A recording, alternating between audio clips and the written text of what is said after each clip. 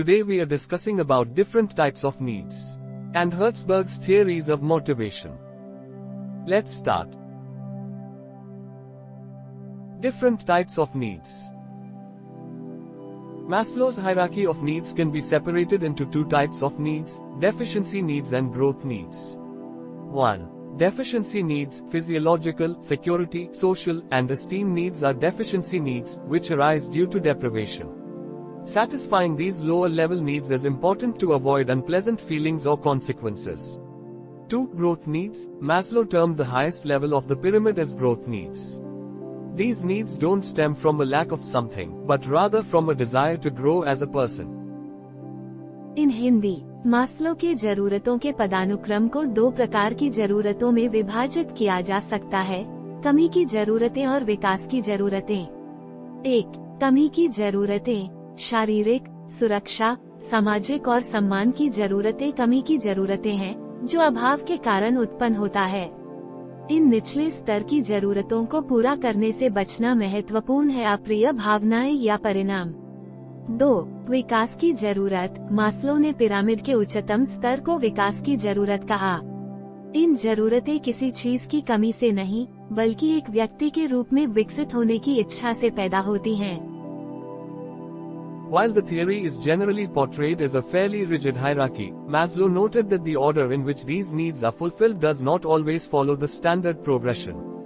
For example, he noted that for some individuals, the need for self-esteem is more important than the need for love.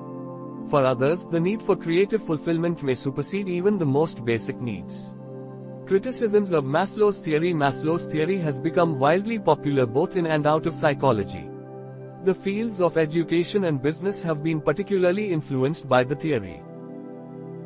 In Hindi, जबकि सिद्धांत को आमतौर पर काफी कठोर पदानुक्रम के रूप में चित्रित किया जाता है, मास्लो ने कहा कि जिस क्रम में इन आवश्यकताओं को पूरा किया जाता है वह हमेशा इस मानक प्रगति का पालन नहीं करता है।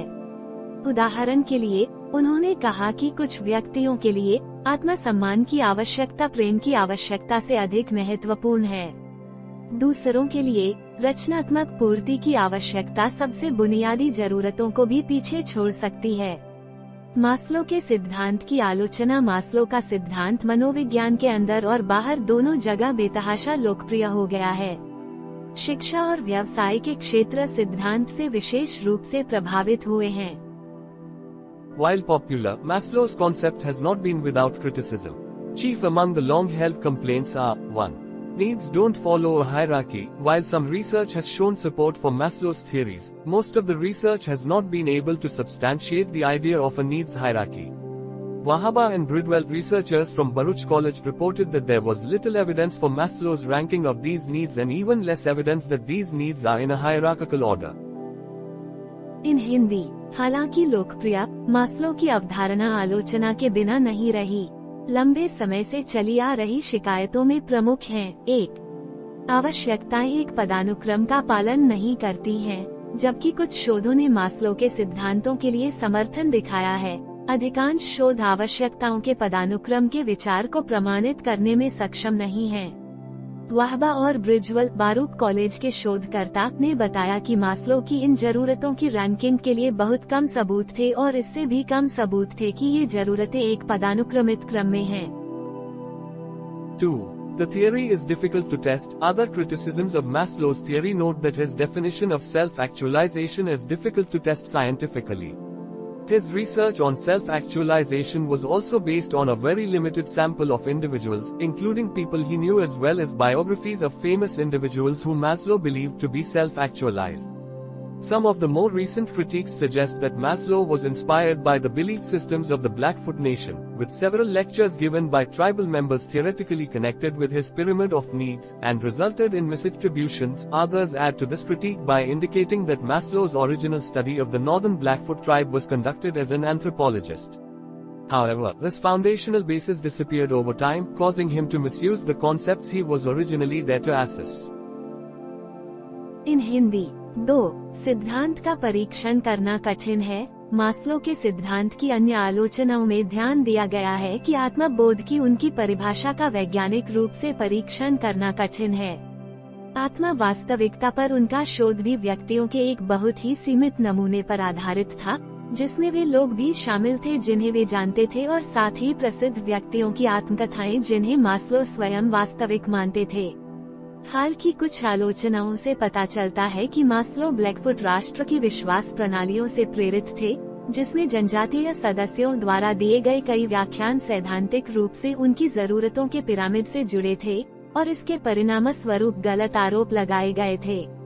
अन्य लोग मास्लो के मूल को इंगित करके इस आलोचना को जोड़ते हैं। उत्तरी ब्लैकफुट जनजाति का अध्ययन एक मानव विज्ञानी के रूप में किया गया था, हालांकि ये मूलभूत आधार समय के साथ गायब हो गया, जिससे उन्हें उन अवधारणाओं का दुरुपयोग करना पड़ा जो वे मूल रूप से आकलन करने के लिए वहां थे। Impact of Maslow's hierarchy. Regardless of these criticisms, Maslow's hierarchy of needs represents part of an important shift in psychology. Rather than focusing on abnormal behavior and development, Maslow's humanistic psychology was focused on the development of healthy individuals. There has been relatively little research supporting Maslow's theory, yet the hierarchy of needs is well known and popular both in and out of psychology. In Hindi, Maslow के पदानुक्रम का प्रभाव। इन आलोचनाओं के बावजूद Maslow की जरूरतों का पदानुक्रम मनोविज्ञान में एक महत्वपूर्ण बदलाव का हिस्सा है। असामान्य व्यवहार और विकास पर ध्यान केंद्रित करने के बजाय मास्लो का मानवतावादी मनोविज्ञान स्वस्थ व्यक्तियों के विकास पर केंद्रित था। मास्लो के सिद्धांत का समर्थन करने वाले अपेक्षाकृत कम शोध हुए हैं, फिर भी मनोविज्ञान के अंदर और बाहर जरूरतों का पदानुक्रम प्रसिद्ध और लोकप्रिय है। And in a study published in 2011, researchers from the University of Illinois set out to put this hierarchy to the test. What they discovered is that, while the fulfillment of the needs was strongly correlated with happiness, people from cultures all over the world reported that self-actualization and social needs were important even when many of the most basic needs were unfulfilled. Such results suggest that while these needs can be powerful motivators of human behavior, they do not necessarily take the hierarchical form that Maslow described. इन हिंदी और 2011 में प्रकाशित एक अध्ययन में Illinois विश्वविद्यालय के शोधकर्ताओं ने इस पदानुक्रम को परीक्षण के लिए निर्धारित किया। उन्होंने जो खोजा वह यह है कि जबकि जरूरतों की पूर्ति खुशी से दृढ़ता से संबंधित थी, दुनिया भर की संस्कृतियों के लोगों ने बताया आत्म प्राप्ति और सामाजिक जरूरतें तब भी महत्वपूर्ण थी जब बहुत सी बुनियादी जरूरतें पूरी नहीं हुई थीं। इस तरह के परिणाम बताते हैं कि जबकि ये जरूरतें मानव व्यवहार के शक्तिशाली प्रेरक हो सकते हैं, वे आवश्यक रूप से मास्लो द्वारा वर्णित पदानुक्रमित रूप नहीं लेते हैं। Hertzberg's theories of motivation. Hertzberg's motivation theory is one of the content theories of motivation. These attempt to explain the factors that motivate individuals through identifying and satisfying their individual needs, desires and the aims pursued to satisfy these desires. This theory of motivation is known as a two-factor content theory. It is based upon the deceptively simple idea that motivation can be dichotomized into hygiene factors and motivation factors and is often referred to as a two-need system. These two separate needs are the need to avoid unpleasantness and discomfort and, at the other end of the motivational scale, the need for personal development. In Hindi, Herzberg की प्रेरणा के सिद्धांत। Herzberg का प्रेरणा सिद्धांत प्रेरणा के सामग्री सिद्धांतों में से एक है। ये उन कारकों की व्याख्या करने का प्रयास करते हैं जो व्यक्तियों को उनकी व्यक्तिगत आवश्यकताओं, इच्छाओं और लक्ष्यों को पहचानने और संतुष्ट करने के लिए प्रेरित करते हैं जो इन इच्छाओं को पूरा करने के लिए अपनाए जाते हैं। प्रेरणा के इस सिद्धांत को दो कारक सामग्री सिद्धांत के रूप में जाना जाता है। यह भ्रामक सरल विचार पर आधारित है कि प्रेरणा को स्वच्छता कारकों और प्रेरणा कारकों में विभाजित किया जा सकता है और इसे अक्सर दो आवश्यकता प्रणाली के रूप में संदर्भित किया जाता है। ये दो अलग अलग आवश्यकताएं अप्रियता और असुविधा से बचने की आवश्यकता है और प्रेरक पैमाने का दूसरा छोर व्यक्तिगत विकास की आवश्यकता। A shortage of the factors that positively encourage employees. The motivating factors will cause employees to focus on other, non-job related, hygiene factors. The most important part of this theory of motivation is that the main motivating factors are not in environment but in the intrinsic value and satisfaction gained from the job itself. It follows therefore that to motivate an individual, a job itself must be challenging, have scope for enrichment and be of interest to the job holder.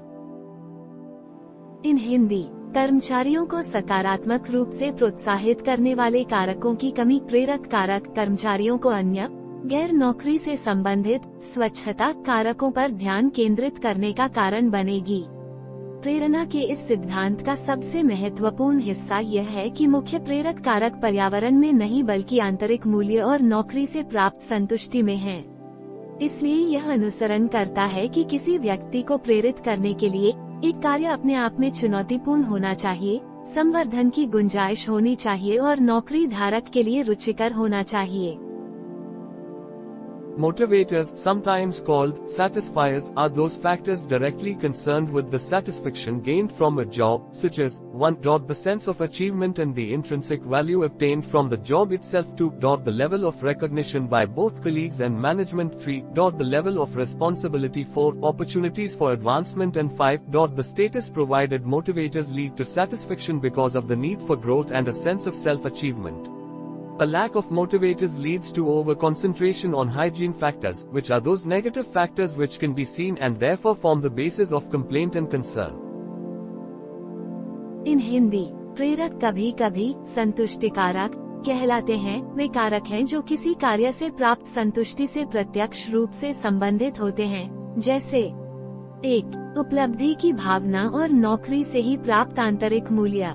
2. सहकर्मियों और प्रबंधन दोनों द्वारा मान्यता का स्तर। 3. जिम्मेदारी का स्तर। 4. उन्नति के अवसर और 5. प्रदान की गई स्थिति अभिप्रेरक विकास की आवश्यकता और आत्मा उपलब्धि की भावना के कारण संतुष्टि की ओर ले जाते हैं। प्रेरकों की कमी से स्वच्छता कारकों पर अधिक ध्यान केंद्रित होता है, जो नकारात्मक कारक हैं जिन्हें देखा जा सकता है और इसलिए शिकायत और चिंता का आधार बनता है। Hygiene factors, often referred to as maintenance factors, lead to dissatisfaction with a job because of the need to avoid unpleasantness. They are referred to as hygiene factors because they can be avoided or prevented by the use of hygienic methods. The important fact to remember is that attention to these hygiene factors prevent dissatisfaction but does not necessarily provide positive motivation. Hygiene factors are also often referred to as dissatisfiers. इन हिंदी, स्वच्छता कारक अक्सर रखरखाव कारकों के रूप में संदर्भित अप्रियता से बचने की आवश्यकता के कारण नौकरी से असंतोष पैदा करते हैं। उन्हें स्वच्छता कारकों के रूप में संदर्भित किया जाता है क्योंकि स्वच्छ तरीकों के उपयोग से उन्हें टाला या रोका जा सकता है। याद रखने के लिए महत्वपूर्ण तथ्य यह है कि इन स्वच्छता कारकों पर ध्यान देने से असंतोष को रोका जा सकता है, लेकिन जरूरी नहीं कि यह सकारात्मक प्रेरणा प्रदान करे। स्वच्छता कारकों को अक्सर असंतुष्ट करने वाले के रूप में भी जाना जाता है। They are concerned with factors associated with the job itself but are not directly a part of it. Typically, this is salary, although other factors which will often act as dissatisfiers include 1. Perceived differences with others. 2. Job security. 3. Working conditions. 4. The quality of management. 5. Organizational policy. 6. Administration. 7. Interpersonal relations. इन हिंदी, वे नौकरी से जुड़े कारकों से संबंधित हैं लेकिन सीधे तौर पर इसका हिस्सा नहीं है। आमतौर पर यह वेतन है, हालांकि अन्य कारक जो अक्सर असंतुष्टों के रूप में कार्य करते हैं उनमें शामिल हैं। 1. दूसरों के साथ कथित मतभेद। 2. नौकरी की सुरक्षा। 3. काम करने की स्थिति। 4. प्रबंधन की गुणवत्ता। 5. संगठनात्मक नीति। 6. प्रशासन। 7. पारस्परिक संबंध। Understanding Hertzberg's theory recognizes the intrinsic satisfaction that can be obtained from the work itself. It draws attention to job design and makes managers aware that problems of motivation may not necessarily be directly associated with the work. Problems can often be external to the job. In Hindi, Herzberg के सिद्धांत को समझना उस आंतरिक संतुष्टि को पहचानता है जो काम से ही प्राप्त की जा सकती है। यह जॉब डिजाइन की ओर ध्यान आकर्षित करता है और प्रबंधकों को इस बात से अवगत कराता है कि प्रेरणा की समस्याएं आवश्यक रूप से सीधे काम से जुड़ी नहीं हो सकती हैं। समस्याएं अक्सर नौकरी के बाहर हो सकती हैं।